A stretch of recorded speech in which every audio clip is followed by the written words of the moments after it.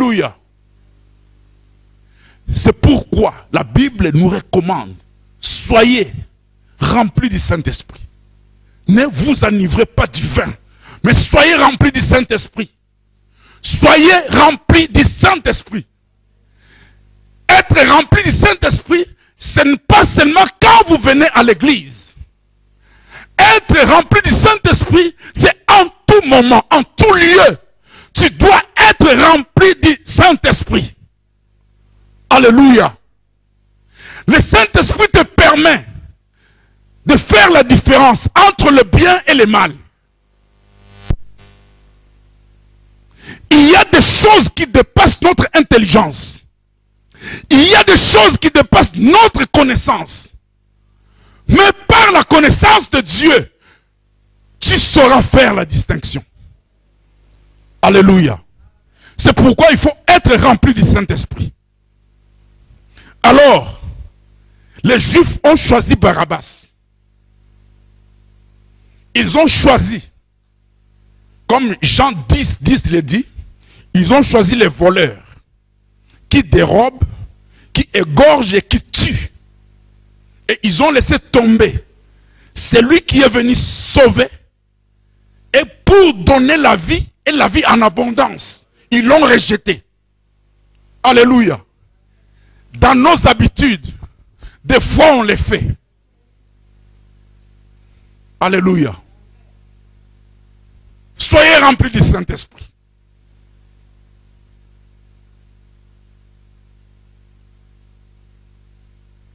C'est par la jalousie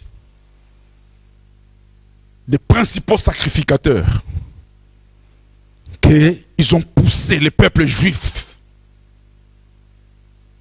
Vous savez, lorsque même Jésus est ressuscité,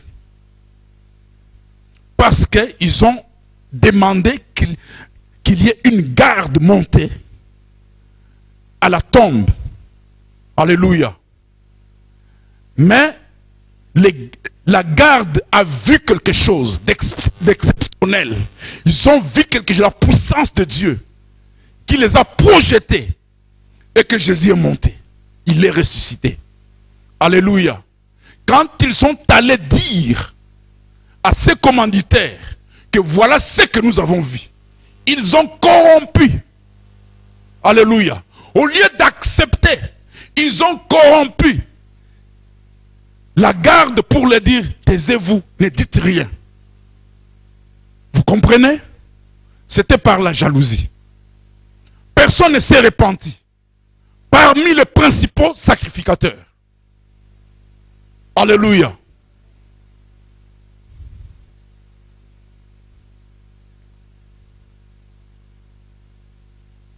La sainteté. La sainteté convient dans sa maison. La maison de Dieu, toi tu es une maison. La maison de Dieu, l'habitation de Dieu. Tu dois choisir la sainteté. Alléluia. Dans cette église, nous ne choisissons pas Barabbas. Mais ici, nous avons choisi Jésus-Christ. Alléluia. Quiconque est venu en ce lieu a choisi Jésus-Christ. Oh, ma mauvaise habitude de choisir Barabbas. C'est pourquoi je disais qu'il vente, qu'il pleuve. Le peuple de Dieu a choisi venir. Alléluia. Il y en a qui obéissent aux caprices de leur corps pour dire non, il souffle très très fort, il y a un vent très fort, alors je ne pars pas. Alléluia. Nous ne sommes pas de cela. Qu'il vente, qu'il pleuve, qu'il neige, qu'il fait chaud, très chaud. Nous avons Jésus. S'il faut rendre culte à Jésus, nous le rendrons culte. Parce que nous avons choisi le saint et le juste. Alléluia. Le deuxième mot que nous avons passé, le véritable. Il est le véritable.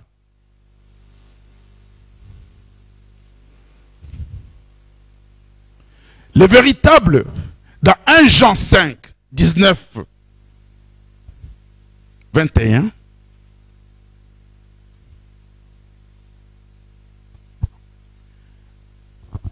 Jean 5, 19. Nous savons que nous sommes des dieux et que le monde entier est au pouvoir du malin. Nous savons aussi que le Fils de Dieu est venu et qu'il nous a donné l'intelligence pour connaître celui qui est le véritable. Et nous sommes dans le véritable. En son Fils Jésus-Christ, c'est lui le Dieu véritable et la vie éternelle. 21 nous dit, petits enfants, gardez-vous des idoles. Alléluia. Nous appartenons à Dieu. Nous sommes les enfants de Dieu. Nous sommes le peuple de Dieu. À qui à travers le sang de Jésus-Christ, il nous a rachetés. Alléluia. Et nous sommes son peuple. Mais nous vivons dans un monde où l'usurpateur, le malin, a usurpé le pouvoir et il a installé sa force, sa puissance, parce que il a une mission, c'est d'amener plusieurs hommes avec lui dans le feu éternel. Voilà sa mission. Un enfant de Dieu doit comprendre cela. Et quand tu comprends cela, tu dois chercher à éviter tout le piège de l'ennemi. Tu dois fuir tout le piège de l'ennemi. Le véritable.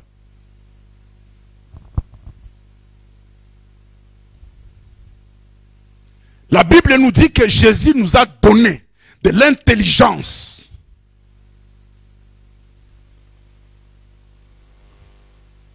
Malgré que le monde est sous l'emprise du malin, mais lui, il nous a donné l'intelligence. Donc cette intelligence, Jésus nous l'a donnée pourquoi? C'est pour que nous puissions renoncer à tous les systèmes du malin.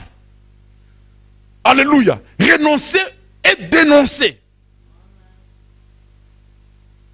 Alléluia. Il y a beaucoup de choses qui se passent.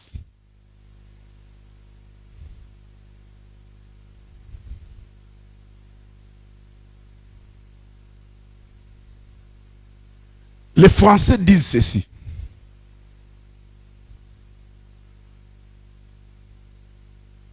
Qui ne dit mot consent. C'est-à-dire, nous ne pouvons pas rester dans l'église lorsque le mal entre et que nous ne disons rien. Nous ne pouvons pas voir des situations que Dieu n'a pas permis en nous et que nous l'acceptions. On devient complice. Alléluia. Même s'il y a une grande montagne,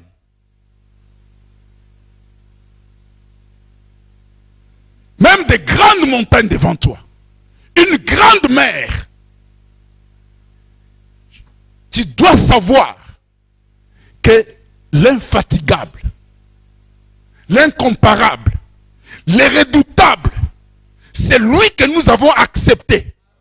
Jésus-Christ, toute chose lui obéit. Alléluia. Parce que Jésus habite en toi. Et quand tu te présentes devant toutes ces montagnes, quand tu te présentes devant la grande mer, quand tu te présentes devant les collines, ils vont s'incliner parce qu'en toi il y a Jésus-Christ. Moïse s'est tenu devant la mer avec un bâton. Alléluia. Parce que Moïse a dit à l'Éternel, si tu ne viens pas avec nous, nous ne marcherons pas. Nous ne bougerons pas. Toi-même, sois devant nous. Alléluia. Lorsqu'Israël marchait, Dieu était avec eux. C'est Dieu qui les accompagnait. Dieu les accompagnait. Devant, Dieu était. Derrière, Dieu était. Alléluia. Il les accompagnait. La mer n'a pas vu Moïse. Il n'a pas vu seulement les bâtons. Mais la mer a vu. Il a vu le créateur des cieux et de la terre. C'est pourquoi la mer a cédé. Oui. Je veux toujours marcher avec celui qui veut habiter en moi. Alléluia. J'habiterai en lui. Et lui, il habiterait en moi. Et avec lui, nous ferons des exploits. Il est le véritable. Il est le véritable.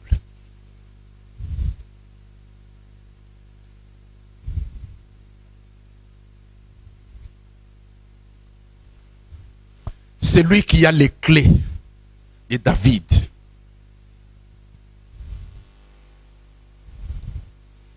Il détient les clés de David.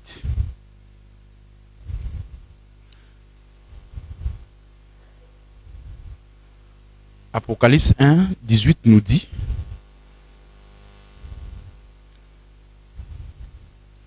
moi je suis le premier et le dernier, les vivants. J'étais mort et me voici vivant au siècle des siècles. Je tiens les clés de la mort et du séjour des morts. Alléluia. Ici, on nous parle de David. Ici, on nous parle de la généalogie de Jésus-Christ. C'est pourquoi on parle de David. Alléluia. Parce que de David est entrée la royauté. C'est pourquoi Jésus est roi et il est donc en ce temps-là, il était roi. Alléluia. Mais sa royauté n'était pas visible. Alléluia. Dieu a caché sa royauté. Parce qu'il est venu comme une faible plante dans ce monde. C'est pourquoi ici on nous présente Jésus parce qu'il était 100% homme et 100% Dieu. Et pour identifier Jésus parmi les hommes, il a aussi sa généalogie. Alléluia.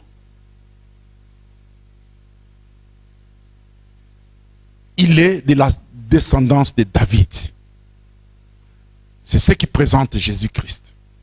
Lorsque Jacob bénissait ses enfants, qu'est-ce qu'il a dit pour Judas?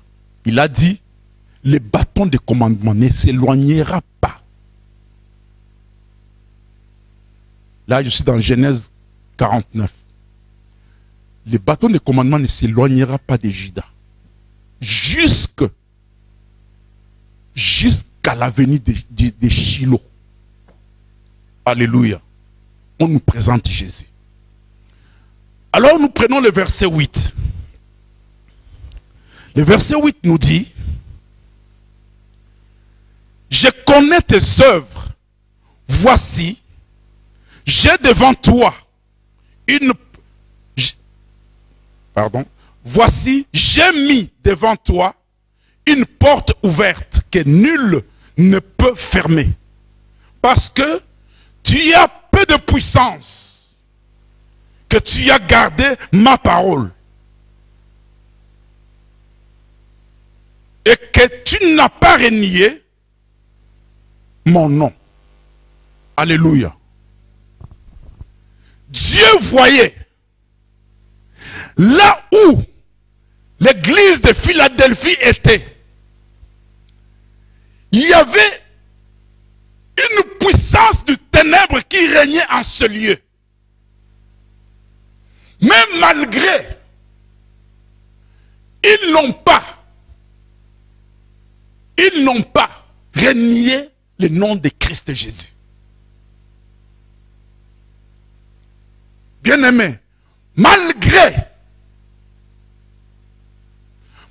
que le monde entier est sous l'emprise du malin, mais nous sommes obligés de ne pas renier le nom de Christ. Alléluia. Il y a beaucoup de choses qui arrivent. Et beaucoup de choses arriveront. Mais ne renie pas le nom de Jésus. Il dit, parce que tu as gardé ma parole, sachant aussi là où tu vis. C'est là où il y a les synagogues de Satan. Mais parce que tu as gardé ma parole.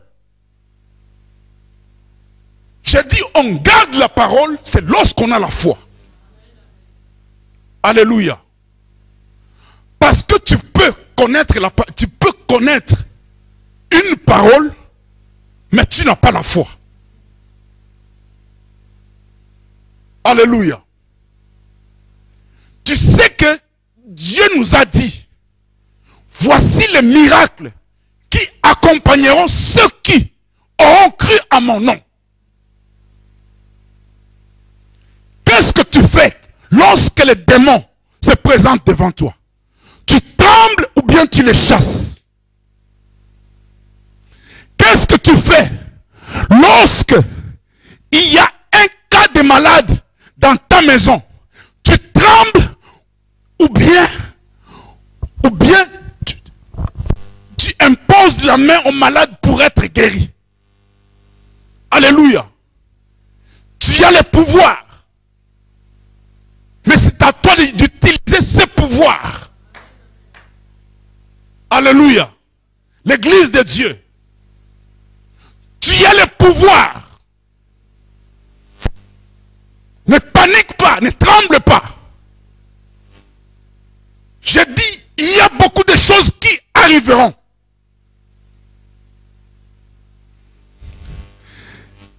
Je vais citer ici. Oh, les temps. Je vais citer ici. Dans mon église que j'étais à Bruxelles, il y avait une sœur. Lorsqu'un mari se présentait pour la marier, les parents refusaient toujours. Et cette fille allait presque dans les quarantaines.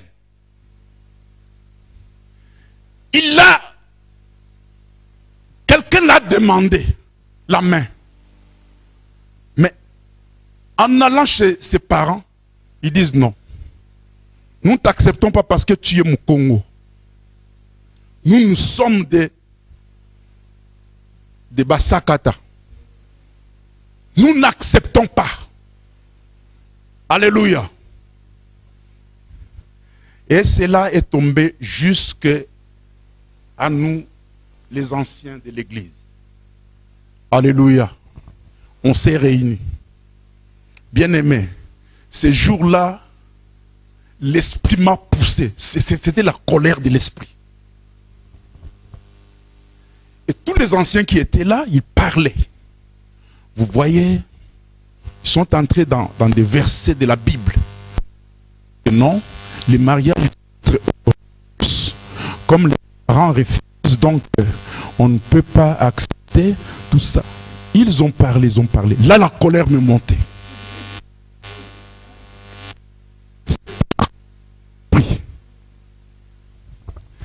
Quand, à mon tour, quand j'ai reçu la parole, je l'ai demandé. Leur coutume et la coutume de Jésus-Christ. Où est la coutume qui peut remporter? Vous avez peur. Cette jeune fille a fui la maison parentale pour se réfugier chez les pasteurs.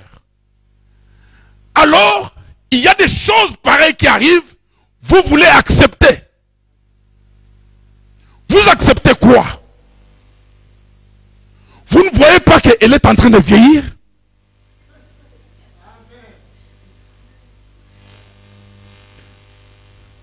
Bien aimé, quand on est sorti de la réunion, tous les anciens me regardaient. Ah, Papa Narcisse. Je dis non, non, non, non, non, non. Je dis non, non, non, non. Ça, on ne peut pas tolérer. Ou bien on est des complices. Nous sommes église. On ne peut pas nous défier dans des choses pareilles. L'église a une position. Alléluia. Nous avons une position.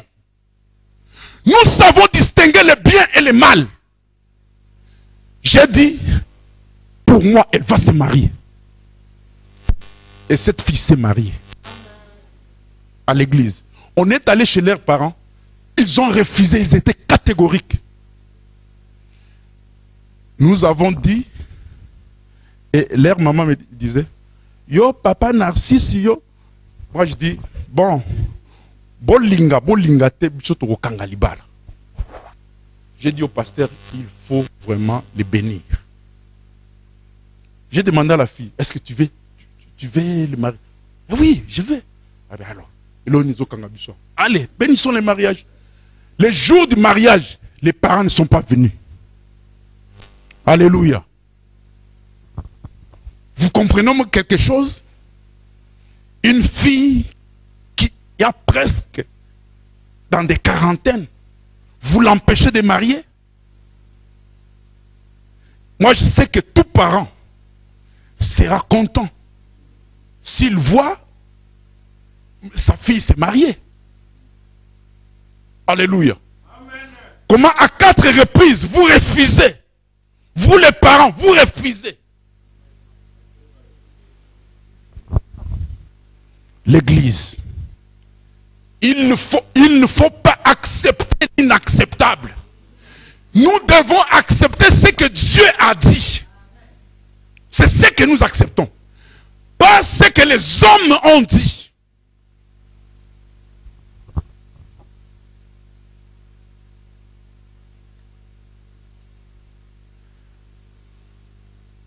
Il y aura beaucoup de choses qui arriveront.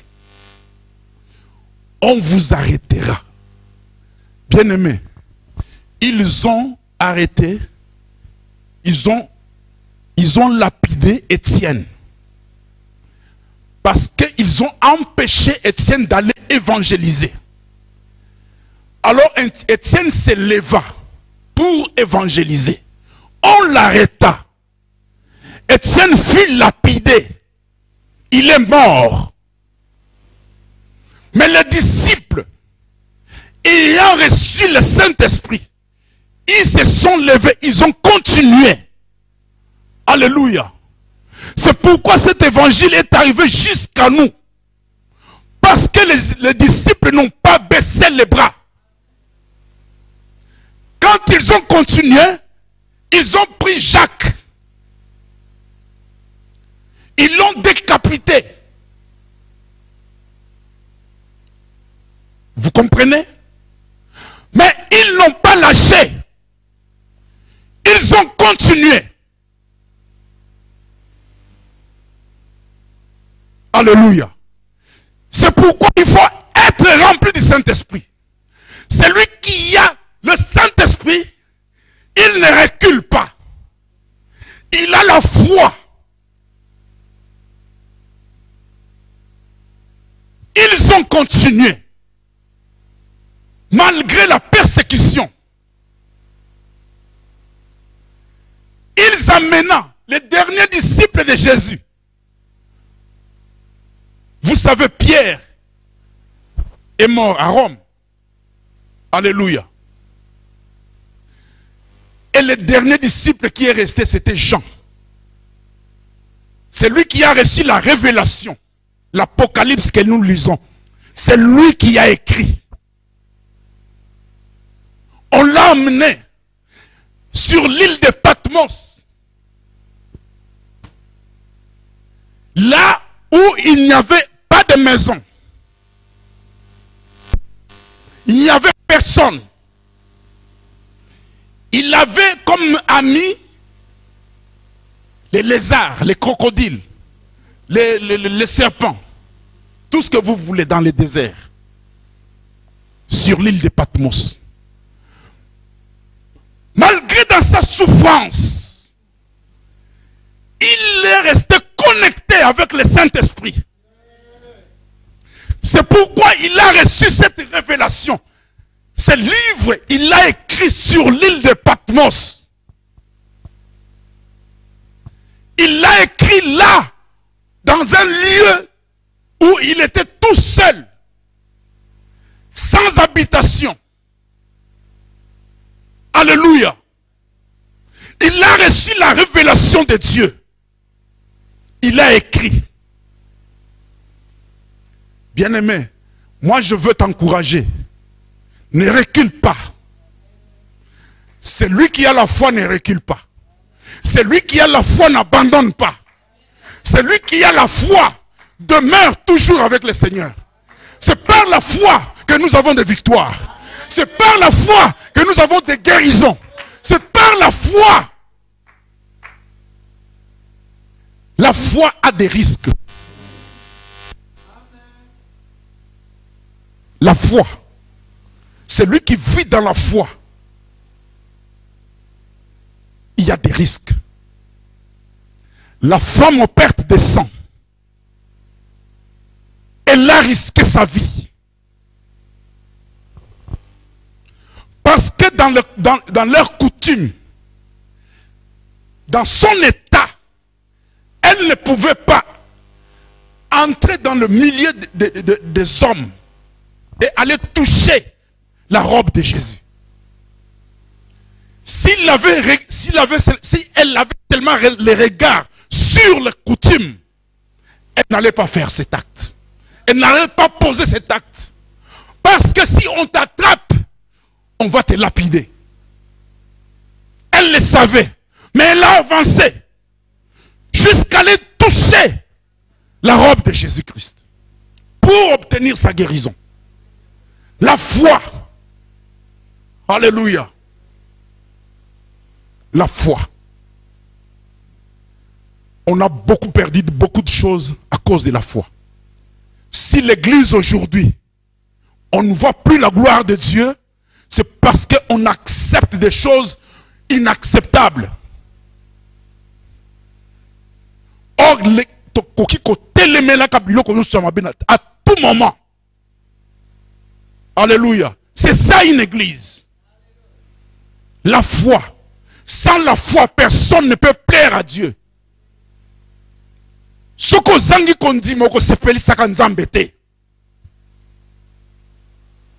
Et la foi vient de ce qu'on entend. Ce qu'on entend, c'est la parole de Dieu. Le pasteur dit toujours, la foi vient de ce qu'on entend. Mais la peur vient de ce qu'on voit.